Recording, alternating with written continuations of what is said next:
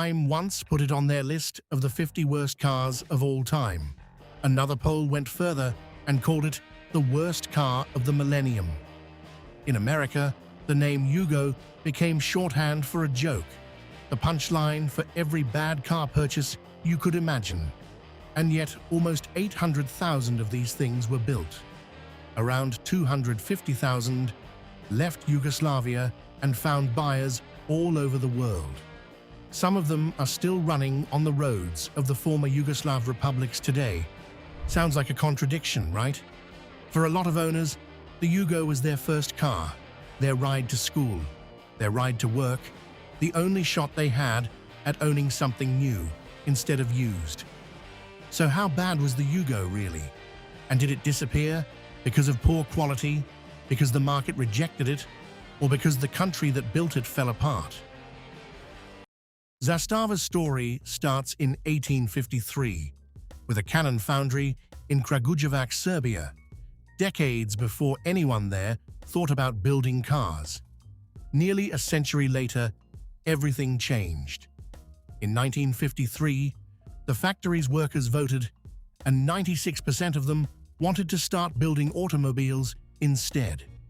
A year later, in August 1954, Zastava signed a cooperation agreement with Fiat. 3 months after that, the line in Kragujevac started assembling the Fiat 1100, the Fiat 1400, and the Campagnola off-roader. Then came the Fiat 600, rebadged as the Zastava 750, running a 750cc engine. In 1955, just over 1,000 cars rolled off the line. By the late 1960s, that number had climbed to around 50,000 cars a year. In 1971, the Zastava 101 launched, based on the Fiat 128, 3 or 5 door hatchback body, 1.1-liter engine, and one detail worth noting: an independent rear suspension built for the rougher roads of Eastern Europe. The Zastava 101 is even said to have won its class at the Tour of Europe rally in 1973. On paper, everything looked fine, but assembly quality was a different story, so shaky that the car earned an unflattering nickname, Stojadin, close to the Serbian phrase stojada, which means 100 troubles. The engineering underneath, borrowed from Fiat, was solid. The product concept made sense. It was quality control and fit and finish that stayed unreliable for the better part of a decade. That was the exact formula Zastava carried forward, almost unchanged, into the next car they were about to build. In the early 1970s, the price of imported oil quadrupled. Add a string of government economic missteps on top of that, and Yugoslavia slid straight into recession. The Zastava 750 was outdated by then. The company had no choice but to develop an entirely new front-wheel drive hatchback, starting in 1975. A prototype called the Zastava 102 was finished in 1978 and tested in both Italy and Yugoslavia. Picking an engine turned out to be more complicated than expected.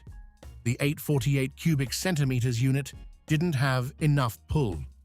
The 1.1-liter engine from the Zastava 101 cost too much. In the end, they settled on a 900 cubic centimeter engine borrowed from the Fiat 127, putting out 44 horsepower. 0 to 60 took over 20 seconds, slow enough that you could brew a cup of coffee while you waited. In October 1980, the Yugo 45 debuted at the Belgrade Motor Show. The first cars were delivered before the year was out. Zastava built it to be simple, cheap, and within reach of ordinary people's wallets. Performance was never the goal. In 1983, Yugo crossed into Western Europe, competing in an already crowded Super Mini segment. That same year, the Yugo 55 arrived with a 1.1-liter engine, 54 horsepower, and a 0 to 60 time down to around 16 seconds. Still slow, but a lot less painful. And while Yugo was still finding its footing in Europe, on the other side of the Atlantic, Malcolm Bricklin spotted an opportunity. He'd founded Subaru of America and brought the Subaru 360 into the United States, a success big enough to convince him he could pull off the same trick with any small, cheap, unusual car that came his way next. His next project, the SV1 sports car, went the opposite direction. Bricklin promised to build 12,000 cars a year. In reality, fewer than 3,000 ever got made before the company went under.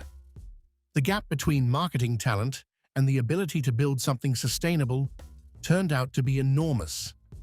In 1984, entrepreneur Miro Kifurt brought 3 Yugos, painted red, white, and blue, to the Los Angeles Auto Show, advertising a price of $4,500 with a 10-year warranty. But the car failed California's emissions test badly, and while the show was still running, Bricklin flew to Yugoslavia to cut his own deal for the import rights. He toured the Zastava factory, and what he saw looked nothing like any auto plant in America. The production conditions were rough, and workers were paid a fraction of what American auto workers earned. Bricklin picked the Yugo 55 with its 1.1-liter engine, had it reworked to meet US regulations, then launched an ad campaign that turned every shortcoming into a selling point. No computer chip meant it was easy to fix. The spare tire sitting in the engine bay became a crash absorption device, and the Lexan window material got marketed as space-age technology, even though polycarbonate had been around since 1953. In August 1985, the Yugo officially went on sale in the US for $3,990, pitched as a family's first car or perfect second car. Bricklin claimed pre-orders could reach as high as 100,000 units. The demand he generated was real. But at under $4,000 a car, everyone knew the profit math behind it barely added up. Orders came in faster than Zastava could keep up. The factory ran extra shifts, hired more workers, and pushed output to levels it had never hit before, all to get cars to America on time. But the faster production moved, the uglier the numbers behind it got. Dealers needed a profit on every car sold. Bricklin's import company needed its cut too, and the parts required to meet US regulations, seatbelts, lights, emissions equipment, mostly had to be sourced from outside Yugoslavia. Adding costs a $3,990 car had no room to absorb. The result was that Zastava's share of the profit came out to almost nothing. But they took the deal anyway because Yugoslavia's economy needed jobs and foreign currency more than it needed profit from a small car. Without profit, Zastava also lacked the money to upgrade equipment, tighten quality control, or retrain workers, all while the factory kept racing to produce more every single day. Still, from another angle, that rock-bottom price carried real social weight. It let a lot of low-income families buy a new car for the first time. For plenty of young people and working-class families in America, the Yugo was the first car they ever owned. As for the actual build quality, the Yugo really had 2 completely different layers. The mechanicals, built on the Fiat 127 and Fiat 128 platforms, were simple and easy to repair. The paint, interior plastics, fit and finish, and assembly control were a different story altogether, inconsistent from start to finish. As output ramped up, defects ramped up right along with it. Zastava had to bring on new workers who hadn't learned the ropes yet. Problems that showed up after the car left the factory became Bricklin's headache, and even with a dedicated line for US-bound cars, the issues never fully went away. Critics judged the Yugo G as underpowered with poor fit and finish, while its price remained far more attractive than the competition. A Hyundai Excel cost about 50% more. The upgraded Yugo GVX came with a 1.3-liter engine, optional air conditioning, alloy wheels, a sunroof, a trim package, and eventually even an automatic transmission. Real-world owner experience painted an uneven picture. Some cars ran fine if properly maintained, but common complaints centered on peeling paint, rust, cheap interior plastics, and poorly performing accessories. There are claims of Yugos running past 100,000, even 275,000 miles, though those numbers need more verification before taking them at face value. A 1987 Popular Mechanics owner survey found that most respondents rated the build quality as excellent, and most said they'd buy another one. That's a surprising result, though the sample size and methodology behind it remain unclear. Then the wordplay took off. Yugo sounds like you go, and that was too easy a target for American comedians to pass up. Bit by bit, the car became linked to poverty, poor quality, and low status. Some owners genuinely liked their Yugos, but plenty of others felt embarrassed admitting they owned one. The bad reputation dragged resale values down, and those low resale values only reinforced the idea that the car had no value at all. North American sales started falling in 1988. That same year, Bricklin sold off his stake for $20 million. Looking back, the whole Yugo craze in America carried every marking of a short-lived fad rather than a lasting brand. Across the Atlantic, the story played out very differently.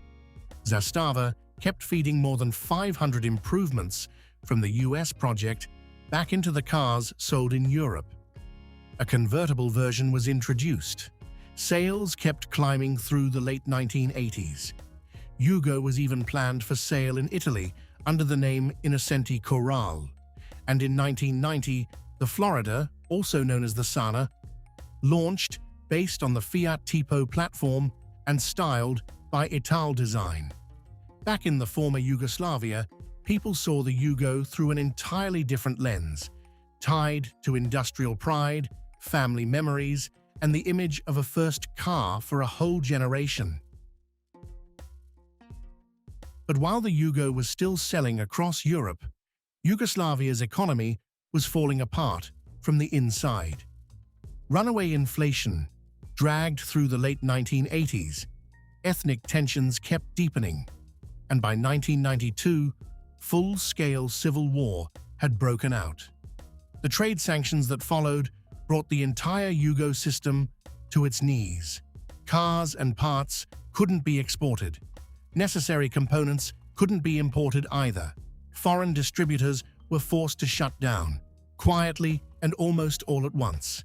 Here's a detail most people never realized.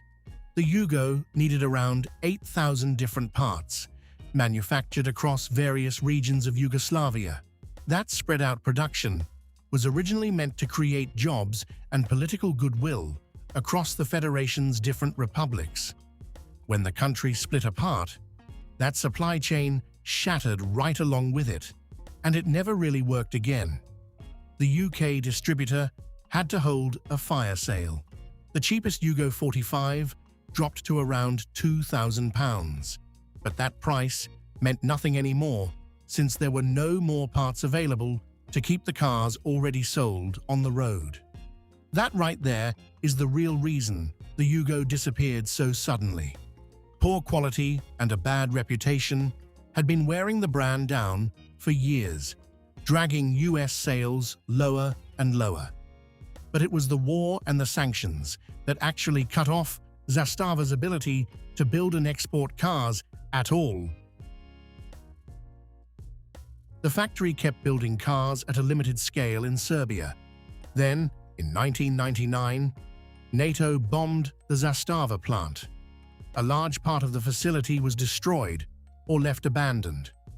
Once sanctions were lifted, the Serbian government and later Fiat began pouring money into rebuilding. Zastava kept producing weapons alongside its cars, a business that was clearly more attractive to investors than passenger vehicles. Revival projects kept popping up, but most of them went nowhere. The old Fiat engine got swapped for a Peugeot unit. An electric Yugo concept with an updated body was unveiled in 2002, but that electric version never actually reached production. A restyled version sold briefly in the former Yugoslav region during the 2000s. Malcolm Bricklin even pitched bringing the car back to America under the name Zastava Motorworks, or ZMW, but that plan never got off the ground either. In 2005, Zastava started building the Fiat Punto under the name Zastava 10. Sales fell short of projections. By 2008, Zastava officially declared bankruptcy and Yugo production ended shortly after. Nearly 800,000 of these cars had been built over almost 3 decades. About 250,000 of them made it out of Yugoslavia. Fiat bought up Zastava's assets and poured serious investment into modernizing the plant. The factory reopened in 2012 with an entirely new production line. The workforce grew past 2,000 people. In just 6 years, that plant produced more than 500,000 cars. That turnaround makes one thing clear. Zastava's problem was never really the workers on the line. Outdated technology, lack of capital, weak management, then war, sanctions, and international isolation. Those were the things that actually dragged Zastava down. So what's the final verdict on the Yugo? It had real flaws in its materials, its fit and finish, its quality control. The early versions were underpowered next to what American buyers expected. The price was so low, the manufacturer never had the money to properly improve the car over time. Pop culture turned those flaws into a global punchline. And the war, along with the breakup of Yugoslavia, closed off the last chance the car ever had to survive. For a lot of owners, the Yugo is still the first new car they ever had. The car they learned to drive in. The thing that gave them independence. And a piece of memory tied to a country and an era that doesn't exist anymore. The Yugo wasn't a good car that got misunderstood. But it wasn't just a bad car that the market threw away either. It was a flawed product, sold on a promise bigger than the factory could ever deliver, and it disappeared right as the industrial system and the country that built it collapsed together.